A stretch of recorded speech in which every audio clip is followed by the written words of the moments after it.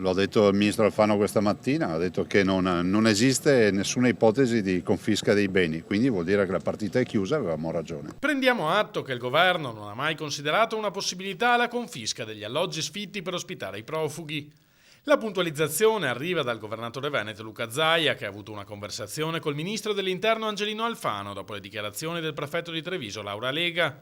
Su questo, precisa, il ministro è stato chiaro. È illegale pensare di confiscare beni ai cittadini. La confisca esiste solo nei casi di mafia, ma soprattutto in un territorio nel quale ci dicono che se entra qualcuno in casa non puoi sparare, non puoi difenderti, poi ti vengono anche a dire che ti portano via la casa per darli agli immigrati, è la fine della democrazia. Per fortuna non è così. Per quanto riguarda l'emergenza profughi in generale, il presidente della regione ha ribadito la sua totale contrarietà alle politiche del governo. Siamo assolutamente contro ogni forma di ospitalità, spiega, perché 2 su 3 non sono profughi. Dall'altra parte abbiamo un'Unione Europea dove una decina di Stati membri ha abbandonato di fatto Schengen, aggiunge, e bisogna quindi prendere atto che questo modello d'Europa è fallito. Le frontiere le stanno chiudendo gli austriaci, addirittura con delle quote.